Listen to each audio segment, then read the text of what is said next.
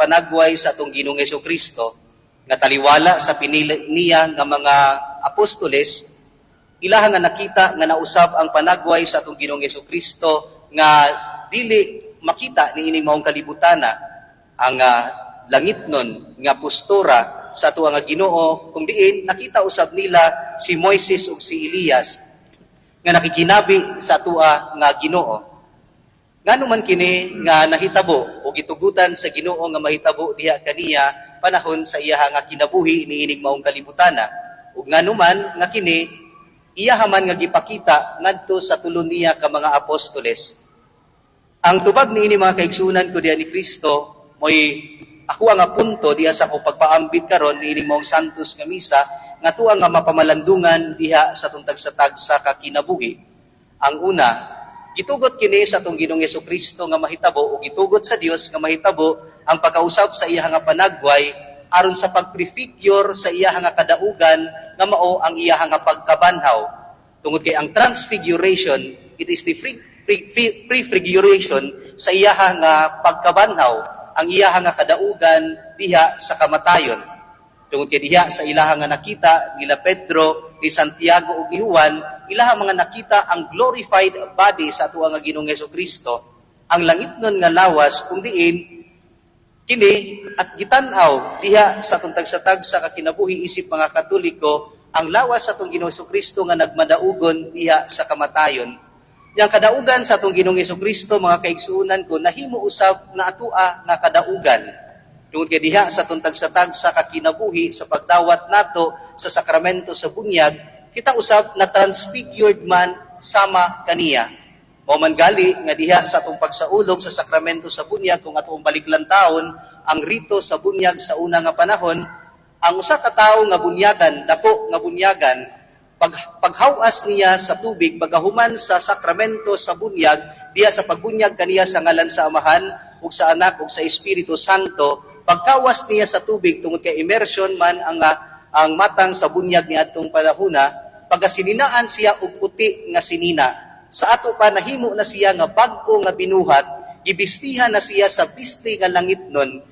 nga timaan sa iya nga dignidad o ang iya nga dignidad diha sa pagka-Kristiyanos, ug nagtimaan ni ini mao ang puti nga bisti nga gihatag diha sa mao nga binunyagan. Yang matag sa ulog niya sa mga sakramento sa ato nga simbahan, ilabi na ang pagtambong niya sa santos nga misa, ang mao nga puti nga bisti iya hagayod nga pagagamiton aron kini magtimaan diha sa iya nga pagkalimpyo sa sala ug sa iya nga pagkausab diha sa atua nga Ginoong Hesukristo.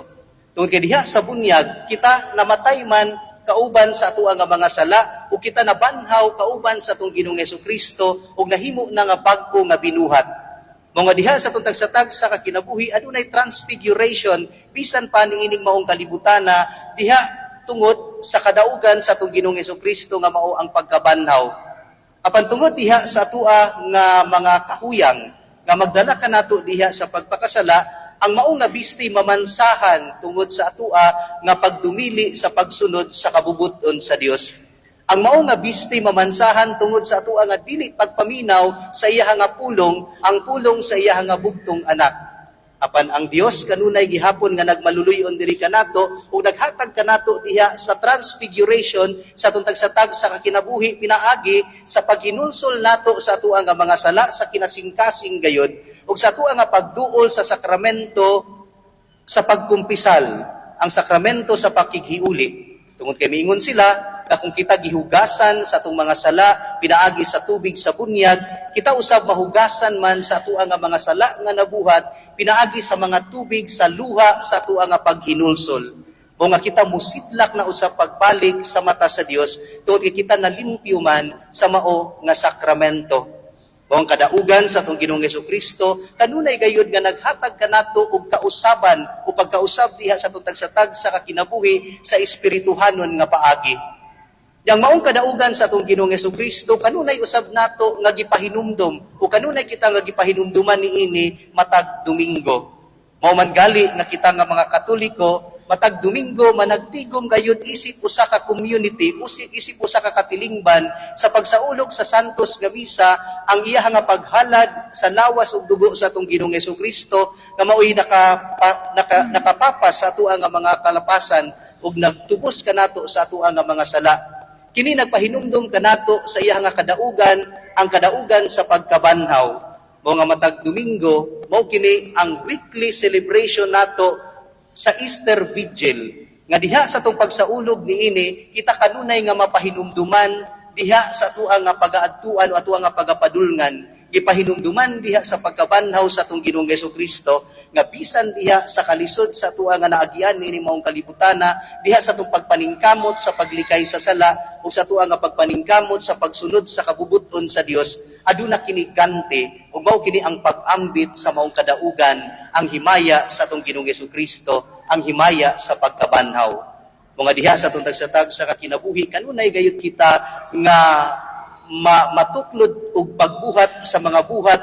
nga gipabuhat kanato sa ato nga Ginoo tungod kay kita kanunay man nga gipatan-aw sa unahan, kanunay man nga gipahinumduman sa mao nga kadaugan sa ato nga Ginoong Hesukristo, ang kadaugan sa pagkabanhaw nga giprefigure diha sa iyaha nga pagkausab sa panagway sa atong nadungog karon sa atong santos nga ebanghelyo.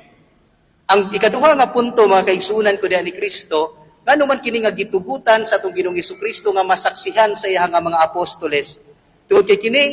gitugot sa atoa nga Ginoo aron ang mga apostoles malig-on diha sa ilaha nga pag-atubang sa iskandalo sa krus. Ang ilaha nga pagtan-aw sa atong Ginoong Hesukristo nga gisakit ug namatay didto sa krus, tinuod nga sa una nila nga pagdakop sa atoa nga Ginoong Hesukristo, hapit tanan kanila nanalagan ug mibiya diha kaniya. Apan sa pagkabanhaw sa atong Ginoong Hesukristo, napahinumduman sila diha sa iya nga pagkausab sa iya nga panagway ug ilaha nga nasabtan ang mao nga panghitabo nga nagtuklod kanila sa pagpadayon sa pagsunod ug pagpadayon sa buhat sa atua nga Ginoo. Mga kasagaran sa atua nga mga apostoles, sa mga sumusunod sa atong Ginoong Hesukristo, nangahimo nga mga martir sa atua nga simbahan.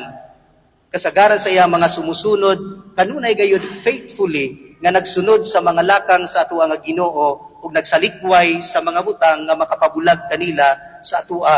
nga Ginoong Hesukristo. Tungod kay kanunay man sila nga naghandom mibalik lantaw sa maanindot nga panan-awon nga ilaha nga nakita ilabi na sa tulo ka mga apostoles didto sa bukid.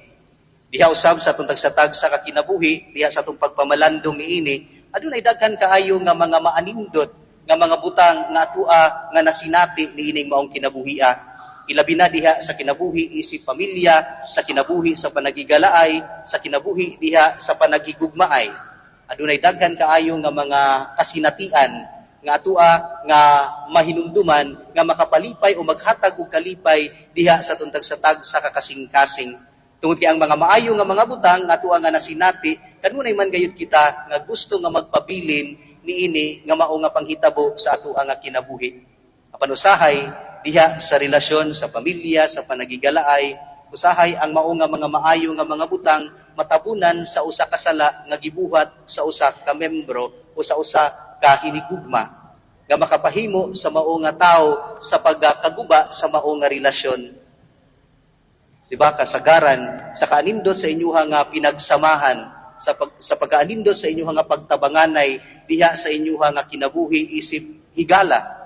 Apan ang usa nakahimo wala lang kabayad og utang, kaguba na ang inyuha nga panagigalaay.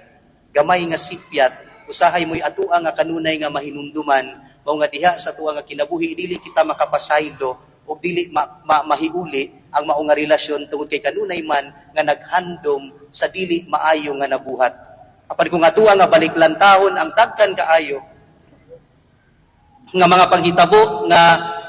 nakapalig-on sa mao nga relasyon, ang mga panghitabo nga malipayon kita o nakahatag og kalipay diha sa tutag-satag sa kakasing-kasing, mahimo gayud nato nga makalimtan ang mao nga sayop nga nahimo sa atawo nga nakasala dinhi nato.